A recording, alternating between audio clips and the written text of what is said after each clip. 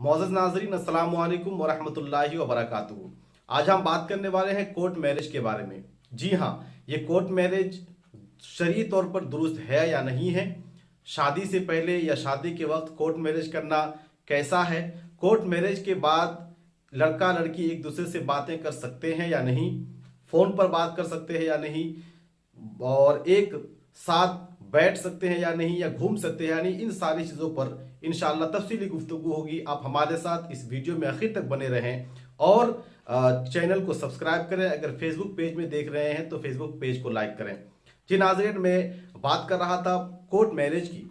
ये हमारे समाज, हमारे इलाके में एक वबा की तरह फैल चुका है और हर लड़का, हर लड़की के वालिदैन, रिश्तेदार ये निकाह से पहले, शादी से पहले कराना ज़रूरी समझते हैं, ज़रूरी और लाजिम समझते हैं कि कोर्ट मैरिज कराना है।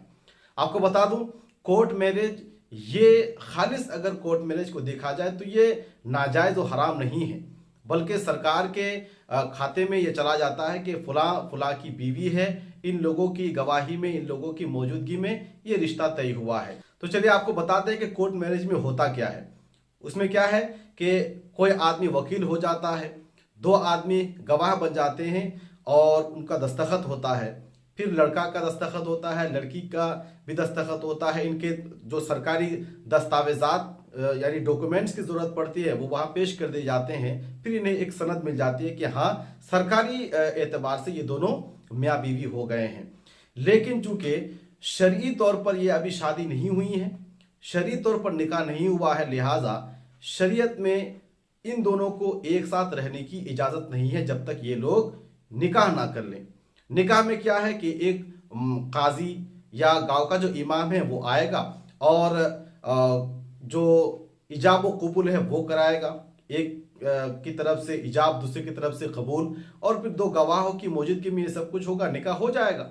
लेकिन इस चीज़ को इतना बड़ा बना दिया गया है कि निकाह के तस्वुर से लोग घबरा जाते हैं कि निकाह तो एक बड़ी चीज़ है, उसमें बहुत सारे अखराजात है, लोगों को बुलाना है, खिलाना है, उसमें और भी डेकोरेशन का काम करना है। इन सारी चीज़ों की वजह से एक छोटा सा जो काम है उसको बड़ा बना करके रख दिया गया। इसलिए जो लड़की के घर वाले होते हैं, रिश्तेदार होते हैं, वो निकाह को मुलतवी कर देते हैं, पोस्टपोन कर देते हैं कि 2 महीना, 2.5 महीना या 1 साल के बाद हम निकाह करेंगे। उससे पहले ये रिश्ता जो दोनों आक़िदैन की तरफ से तय हुआ है टूट ना जाए, इसलिए सरकारी कागजात में हम इसको चढ़ा देते हैं।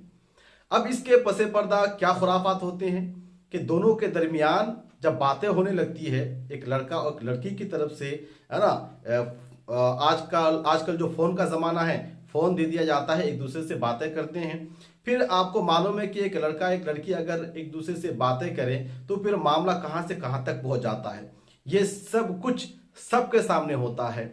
लड़का के घर वाले, वालिदैन, पड़ोसी भी जान रहे होते हैं, लड़की के घर वाले, वालिदैन ये भी जान रहे होते हैं, लेकिन कोई इसको बुरा नहीं समझता है कि शादी तो उसी से होनी है, लिहाजा वो दोनों बात कर सकते हैं। हालांकि शरीयत हमें कुछ और बताती है कि जब तक शरई तरीके पर निकाह ना हो जाए उस वक्त तक एक लड़का एक लड़की को ना तो, है ना, सही तरीके से, है ना, ना तो बातें कर सकता है और ना ही उसके साथ बैठ सकता है और ना ही दूसरे काम। ठीक है, तो आपसे गुजारिश है कि निकाह से पहले अगर आप कोर्ट मैरिज कराने का इरादा रखते हैं तो कोर्ट मैरिज और निकाह के दरमियान ज़्यादा फासला ना करें, ज़्यादा तफावत ना करें, बल्कि निकाह की महफिल में ही ये काम सरअंजाम दिया जा सकता है। उसके लिए आपको ये तरीक़ा अपनाना होगा कि किसी ख़ास तारीख को आप इमाम को बुला लें, काजी को बुला लें, और जो आपके गवाह होंगे, जिन दोनों गवाहों का होना निकाह के लिए बहुत ही ज़रूरी है, उसको आप तय कर लें। वकील अगर बनाना चाहते हैं तो वकील को भी बुला लें, और फिर बड़ी महफिल कायम करने की चंदा ज़रूरत नहीं है, बल्कि इन चंद लोगों को बुला करके शरई तौर पर आप निकाह करा दें। उसके बाद अगर कोर्ट में जाने की ज़रूरत है कोर्ट मैरिज कराने के लिए तो वहाँ भी जाकर कर सकते हैं। लेकिन आजकल ऐसा है कि हर जगह ये जो रजिस्ट्रार होते हैं, मौजूद होते हैं, उनको बुला करके घर में ही ये काम कर सकते हैं। बहरहाल कोर्ट मैरिज कराए या ना कराए उससे हमें कोई लेना देना नहीं है। हम फकत इतना जानते हैं कि कोर्ट मैरिज के आड़ में ये जो गुनाह काम करते हैं, गुनाह का इर्तिकाब करते हैं, इसमें फकत दुल्हा दुल्हन यानी वो लड़का और लड़की गुनाह में मुब्तला नहीं होते, बल्कि लड़के के वालिदैन, उनके अड़ोस पड़ोस वाले, उनके रिश्तेदार भी उसमें उस गुनाह में शामिल होते हैं। इस तरह से लड़की के वालिदैन, उनके भाई, उनके रिश्तेदार भी इस गुनाह में शरीक होते हैं।